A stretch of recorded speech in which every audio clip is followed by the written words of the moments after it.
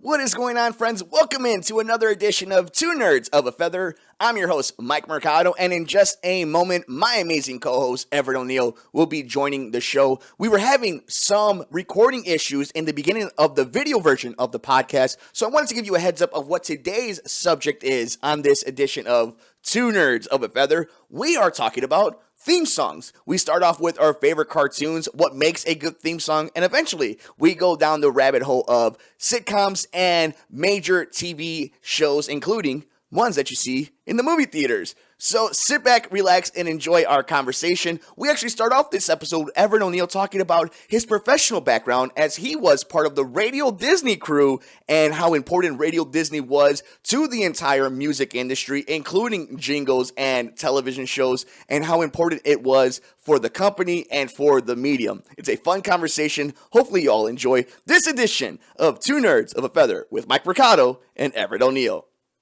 Radio Disney first came about when we were young tykes, and we knew of Radio Disney because they had a theme song. You know, it was Radio Disney, all ears, toss it up. And yeah, I'm surprised I still remember that. Yeah, you verbatim, and it's still good. It's still on rhythm, brother, by the way. But yeah, so I cut my teeth as a road crew member, which is just a cooler way of saying promotions. And we would bring the Disney experience to like these smaller towns like Sandwich, Illinois, and we put on like a 2-hour broadcast, which was very much just a full blown where we're doing full blown choreographed dance routines. We're playing games such as guess the theme song of the Disney Channel original show.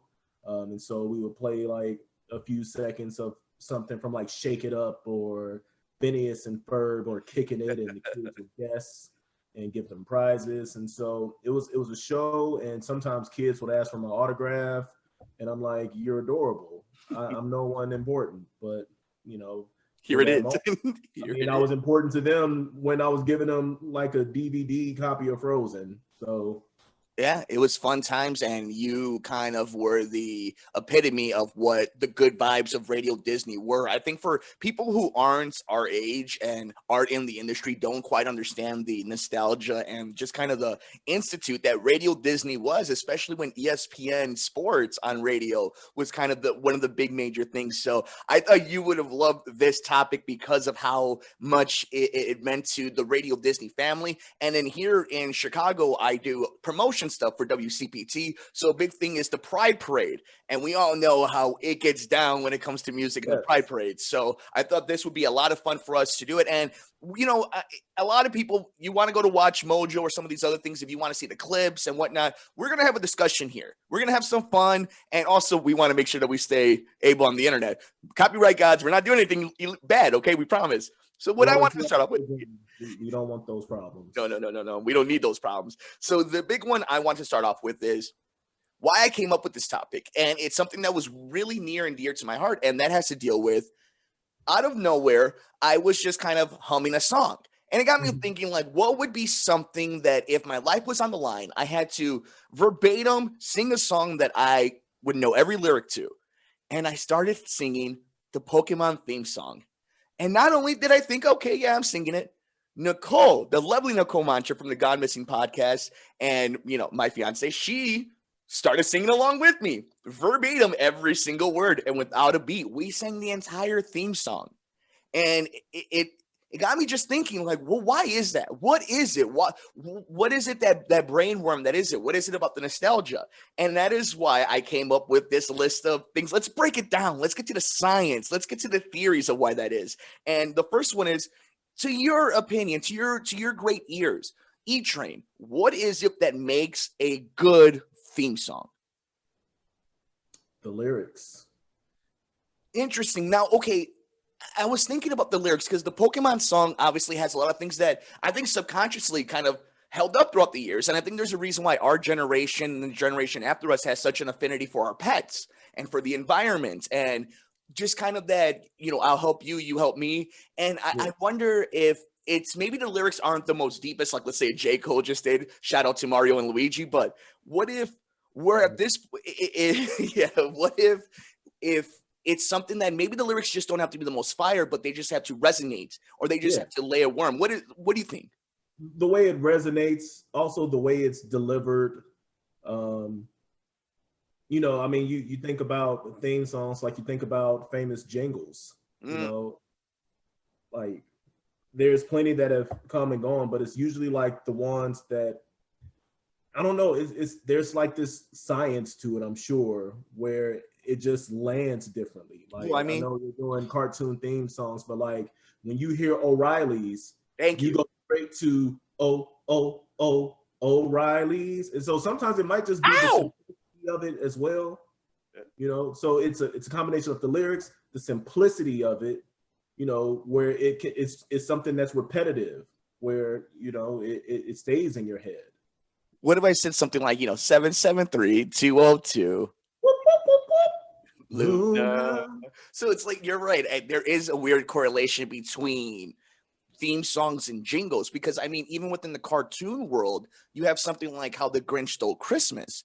And while that it's a very famous cartoon and such an institute for Christmas season and for the holiday season, the theme, the jingle, "You're a mean one, Mr. Grinch," that's the legend. That's everything. And that's just a jingle. That's not the theme song. That's not the credits. There is something to that the lyrics to it and how it seeps into the mainframe. I also think a lot of it has to do with there is a wave of music that where throughout generations, let's say grunge rock is in, hip hop is in, hard rock is in, metal rock is in, and it just goes back and forth. I think a theme song has to really ingratiate itself with its generation and its era.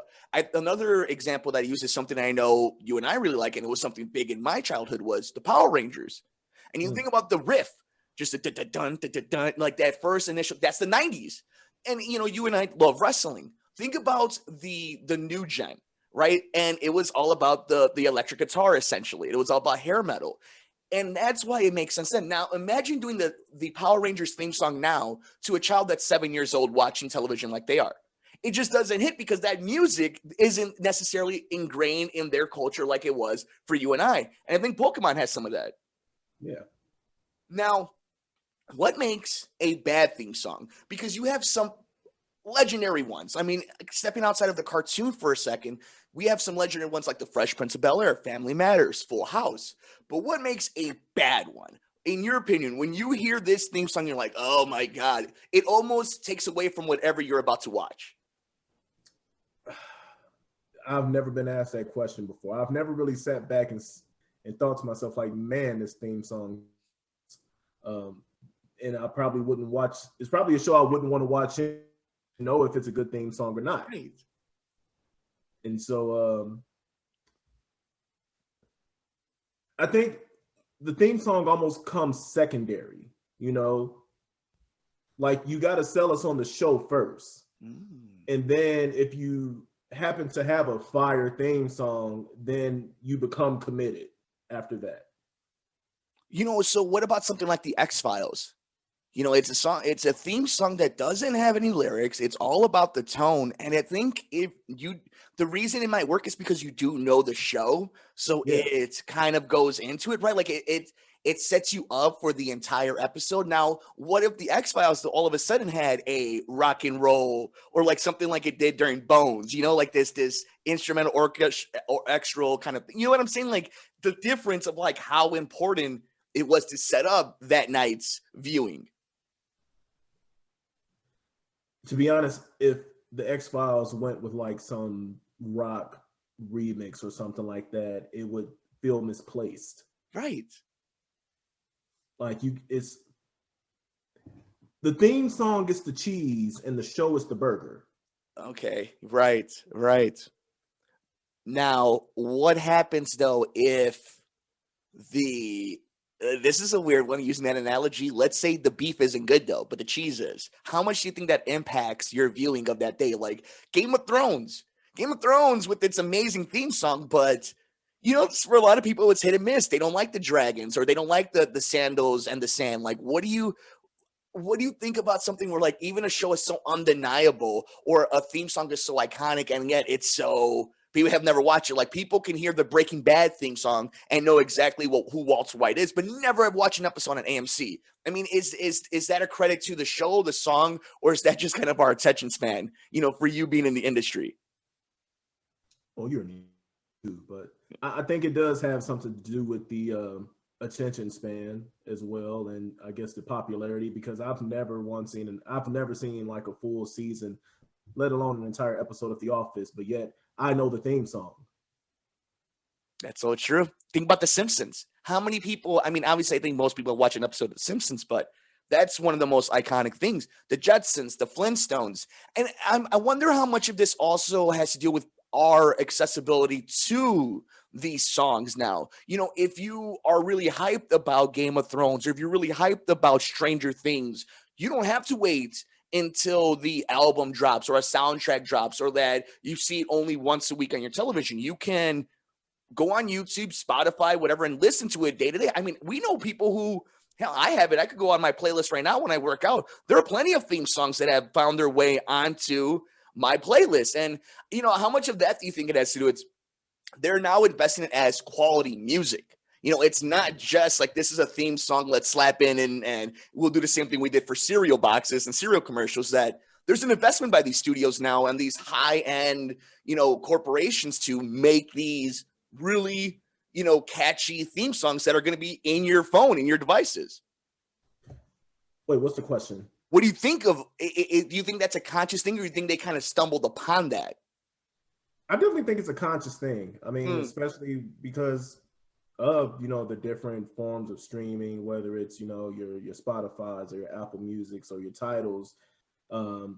Music is a very crucial aspect, to our life, whether it's, whether on a treadmill, or even like if we're watching, a TV show or something. I mean, not even just a theme song, but think about, one of my favorite TV shows is Friday Night Lights. And the thing that makes Friday Night Lights are those little twangy guitars, or like, when it's 2 minutes left in the fourth quarter game and you're wondering if Saracen's going to throw it away, and the music is just kind of building it up, and like there's a particular like instrumental I heard on the series finale of Friday Night Lights during the state championship game. And I searched high and low on like IMDb for the credits to know what that song was, because I just had to have it in my playlist. And so I did something conscious, because that particular song or whatever, it'll probably take you back to a certain moment. It probably won't even take you to a moment in the show, but like it can even dig deeper into your subconscious and just take you back to another period and time of your life where that music could fit. And so like it's definitely conscious. I mean, I'm more for that there's a music director on these staffs that their specific job is to find and place certain songs or compose certain music to really, dig into your feels. It's funny. Now we're just going down the abyss. We were just supposed to be talking about cartoon theme songs. I love it.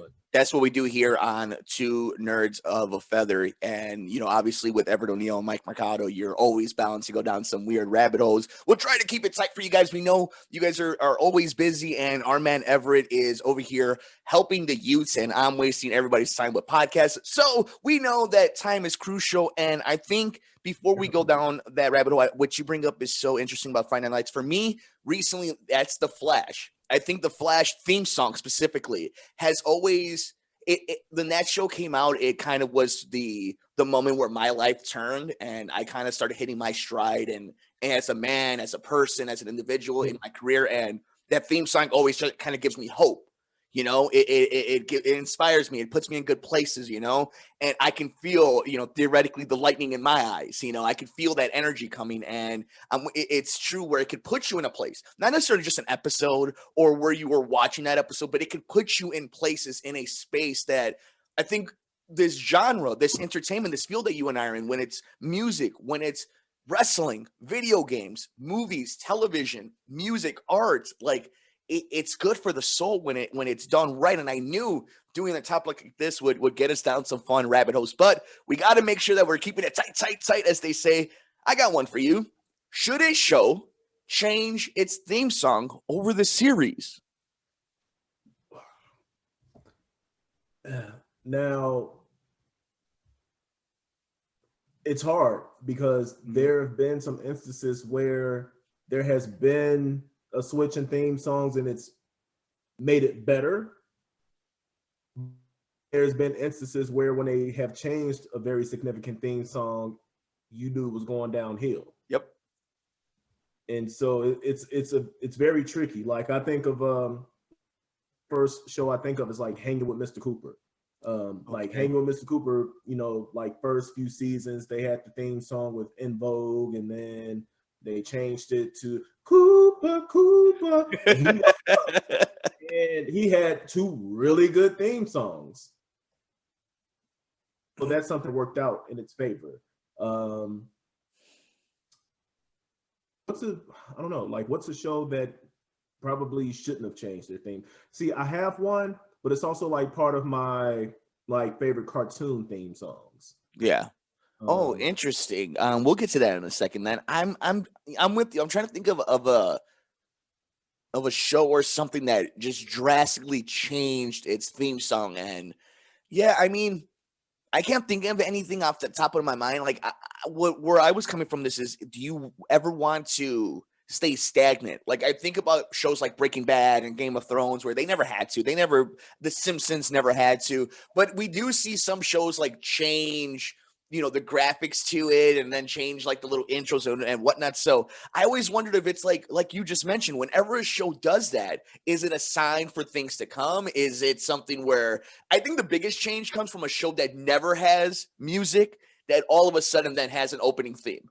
I think that's a big change for people. It's like, let's say a show normally just starts, you know, you get your credits or your opening gag, and then all of a sudden you have an episode, and then from one day to another, now you have a proper opening theme. You know, I think that's always kind of the weird juxtaposition for some fans. But let us know on the comment sections all over the universe on the socials. Has there been one of your favorite shows that has ever changed its themes? Whether it's cartoons, I think it's more apropos for, I think that's the word to use, whatever, for cartoons. I think cartoons probably change more often than live action. I think there's more money in live action music, you know, like they've invested in. But let us know all over the socials what if you have one. Speaking of that, I think we could kind of wrap that up when it comes to the conversation. And I think now is the time. You teased it. What are some of your favorite cartoon theme songs? And with that, we'll put your feet to the fire. We've already done it once. We might as well do it for a second time. What is some of your all-time, just in general ones? We'll start off with, you know, we'll stay on target originally with your favorite cartoon ones, but, you know, we'll move on from that one. But let's start with that one, Everitt. All right. So for cartoons, like when you first sent me the text message, you had wanted me to think of at least three. And so for the three I had, it was I don't know if it's like the original one, but the original animated Teenage Mutant Ninja Turtles. Mm-hmm. Once again, it's repetition. As soon as you start off, Teenage Mutant Ninja Turtles, and you going up octaves, and you know, it's just very fun and I mean, the show was very fun. I mean, they were more of fun, friendly turtles versus like what they became out as. Yeah. I mean, that's how I was introduced to the Turtles, and then like the live action movies came out. Yeah, that's speaking of another like live action and cartoon, my second one, Batman the Animated Series. Oh, that is a good one. You talk about one that's all about mood and atmosphere. It's not about lyrics. It's all about context too. You're talking about one of the most brilliant cartoons ever, brilliant shows ever. Like Bunk, just, you know, keep it animated. That is a brilliant show that Bruce Timm and team did. So yeah, shout out to you for bringing that one up. Completely all about mood and atmosphere and what the show is really about. So that's a good one at number 2 for you. Yes, and so my only gripe is because I've been revisiting the show on HBO Max. Good call. And I believe around the time they turned it from like Batman the Animated Series to like the Adventures of Batman and Robin. And Robin, yeah. And then they changed the theme song. There's a good example right there of a cartoon that was very popular that all of a sudden where its theme song was so engraved into it, and once it changed just a little bit, that's what we see happens. Yeah, and not too long after that, well, it was gone. You know, Um, yeah, yeah, yeah. another one, man. Like, I know you had asked me to do three, but I mean, like we started it off. Pokemon. I mean, that's another one. Like I'm pretty sure if you were just walking out in the streets, all you had to do was just yell, "I want to be the very best," and someone's going to finish the second half of that. It's almost a crime if you don't. I would consider it a hate crime to me. If I say that and you don't repeat back the second verse to me, I will call the authorities on you. I mean, I think someone should be tried as a war criminal if they can't finish the second half of Thank that. you. Thank you. That is the kind of stuff, that is the kind of justice we are looking for here on Two Nerds of a Feather. Yeah, so you were saying. Another one I have, I've got a few. Go for Like a it. lot of are like not even full blown lyrics, but like Rugrats is another one for Great me. call. Yeah.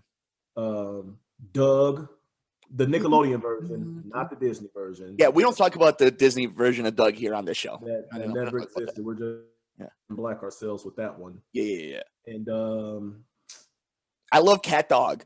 I thought Cat Dog was such a great one. I love the Angry Beavers. And again, you're talking about two shows that one was all about the lyrics, the other one was all about the excitement of the show. How about this one? Animaniacs. Animaniacs, one of the top tier, just the lyrics just right in here. Warner Brothers does a great job, I think. I think Disney does as well, but Warner Brothers definitely kept its game up with their products compared to a lot of the Disney stuff that we saw at the time as well. yeah, another sleeper of a banger, Arthur. Arthur's great. You know what, Arthur? Damn, Everett. Damn, man. Arthur is one where, like, life on the line. I might be able to pull that one out of the Buster Bunny. I might be able to pull that Buster Bunny out of my hat. Like, that is a great call, is Arthur. I mean, is there, what's funny is I can't think of like Sesame Street. Does Sesame Street have a opening theme? Yeah, sunny days. Thank you. Okay, thank you. Okay, and then yeah, I guess all those PBS shows. If you're gonna go Buster Bunny, you got to mention Tiny Toons as well. Tiny Toons is would I say Buster Bunny? I mean Buster Baxter, right? Would be yes, would be from Arthur, and Buster Bunny would be Tiny Toons is a great one as well. The Looney Tunes, like again, it's just so engraved in Americana, in culture. I wonder in other countries, I have family in Costa Rica, Puerto Rico, Mexico, and in other countries like Texas. So I wonder if there is the same type of attachment to these kind of opening themes and whatnot, like there are here in the United States, where everything we just make is Americana and pop culture. I would think so, because I feel like the language might be different, but the theme songs are universal. Oh, yeah. I mean, Harry Potter has a big one, right? I mean, the Harry Potter, the whimsical little tune in the beginning gets that. Yeah, that's a really big one. How about this one? Go ahead. No, go ahead. The Avengers. I mean, if we're transitioning. Yes. Spider-Man, the animated series, and obviously the original OG Spider-Man.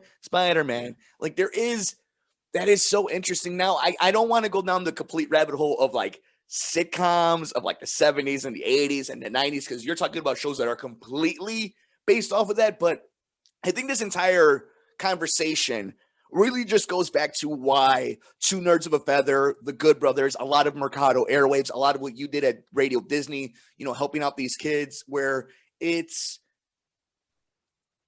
means a lot. It connects with people. It connects people together. And there is, I think, something to that. Hell, we didn't even go down the video game rabbit hole, the Super Mario theme.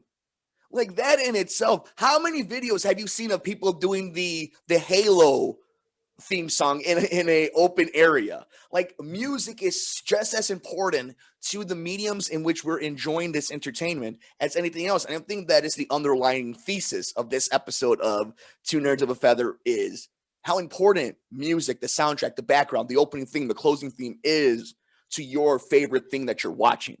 Absolutely. It was Madonna said it best. Music makes the people come together. Oh, You might music. We might get she might come after us for just that, but that's all right. It was worth it. We'll talk about it. We didn't sing it. We Well, quoted it. I tried to just a little bit and I botched it, but that's all right. Everitt, do you have any final thoughts? Any thoughts on this episode as we went down a rabbit hole that started with cartoon theme songs to just how important theme songs, music, melody, jingles are to this world? I mean, I feel like we could get like at least a 3-part series out of this. You know, I mean, once again, it's the music that creates that bond amongst people. You know, and not to get all SJW as It's okay. It's our show. You can do whatever you want. But I mean, in a time where there's a lot of chaos and stuff, like something as small as bonding over cartoon theme songs can just make you it's a good reminder of like sometimes of what like really matters. Like there's a lot of stuff that's out there that keeps us distracted from like living our lives, and like, yeah, granted, cartoons can be that as well, but like it's talking about this is just a reminder of how much joy matters in our lives. We're doing a show like this, Two Nerds of a Feather, because we are highlighting things that brings joy to our everyday life. And so like I don't have any long monologues, man, but I'm just grateful for us coming together to provide something like this. And hopefully the same joy can be felt by them than it is by us talking about this, because joy matters. I love that. Joy matters. In that, put that on a t-shirt. I guess I'm the one that does the t-shirts. I'm going to put that on a t-shirt. It is so true, Everitt, where the reason why we do the work that we do, and people who know, it's so that we can do stuff like this. So that stuff like this can be fun. Doesn't have to be so heavy. That we can have good faith. We can do an episode like this because we're in it. We're in it. And again, if you know. So I think that's why there's so much passion and fun and joy in this project and people supporting us. And I think that's why you and I wanted to do this. It's because we knew there was support. We knew this was going to bring joy.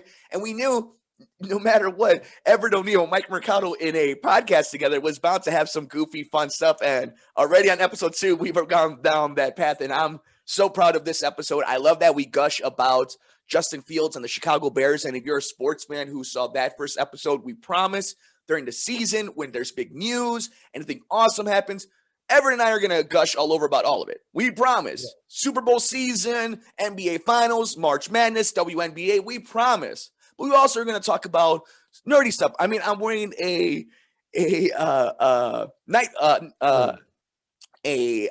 Dick Grayson. I'm blanking on the name. It's Nightwing, isn't it? Nightwing, thank you. I was going Nighthawk, but I'm thinking bad movies from Red Letter Media. That's what happens when you go down a YouTube rabbit hole. But like, we love talking about all stuff. We love talking about music. And I think that's why Two Nerds of a Feather, and my brother over here coined that phrase, is a perfect name for this new venture, this new podcast. With that, Everitt, we have a Saturday night to enjoy. There's a bunch of UFC fights. There's basketball. The season's coming to an end. There's MLB, there's new movies on HBO. Movies are back. People could talk to each other without masks, according to the CDC. So we got some good time, my brother. Where can people find you, support you, love you, and always, make sure that they show their love for the one and only Everitt O'Neill? All right, I will push the Instagram because that's what I'm on the most. I try to keep the Facebook for people who like know me in real life. So on Instagram, follow me at Bodhi World Peace, no relation to Meta. That is BODHI World Peace. That's also my my work name when I'm on the radio. I'm on Saturday nights from 6 p.m. to midnight on 102.3 XLC, Lake County's 102.3 XLC. You can also hear me Sundays from 11 a.m. to 3 p.m. And so, like, I'm Everitt here, but there's a Bodhi out there, and he's not as relaxed as Everitt. So, oh, he's the man. He is one of the original Saturday Night Kings. Again, if you know, you know. I You am already all know. over. I am all over the social medias. I'm on Twitter at Mike at Media, Instagram Mike Mercado Media. You can follow the network on Twitter at Mercado Airwaves. I have a sports show. You can follow us there at Couch Sports Talk. We have a pop culture show, Good Brothers. You guys can check that out. We have a true crime show, Murder Mysteries and More. Check that out. And we even have a sister podcast by two amazing women, Alyssa Gutierrez and Nicole Mancha, the Gone Missing Podcast. Check them out. Gone Missing Podcast, wherever you get your favorite podcasts, on the social medias. Everitt, I know you've checked out a few of their stuff, but they spotlight missing women, people of color that didn't get spotlight on major news. And it is a very passionate project of mine. I'm, so honored to be the producer of it. We're so honored to be able to host it here, and they're doing an awesome job. So support them. And we'll get all the stuff up here, Everitt, for Two Nerds of a Feather when it comes to the socials, when it comes to merch, when it comes to Patreon. But until then, wherever you get your favorite podcast, make sure you like, rate, review, and share us at Mercado Airwaves. And on YouTube, you can see our pretty faces. His is way more prettier than mine, but you can see it on youtube.com/Mercado Airwaves Network. Everitt, we did it. They say we couldn't, but we keep proving them wrong. We are part of an amazing trio when it comes to tackling everything in the entertainment, pop culture, and anything that's hitting our social hearts. Any final words for the people, your people? Yes, to my people, our fellow nerds. Hopefully you have joined us so far and you can flock with us together. Yeah, that was off the top of the dome. Excuse me, hot in here. Woo! If you have any issues, just remember Justin Fields is the quarterback of the Chicago Bears, and you're not just going to talk to us any kind of way. For the one and only, the fan, the man, Everitt O'Neill, I'm Mike Mercado. We will see you next time here on Two Nerds of a Feather. Make sure you take care of yourself, take care of each other, and as always, Justin Fields is our quarterback.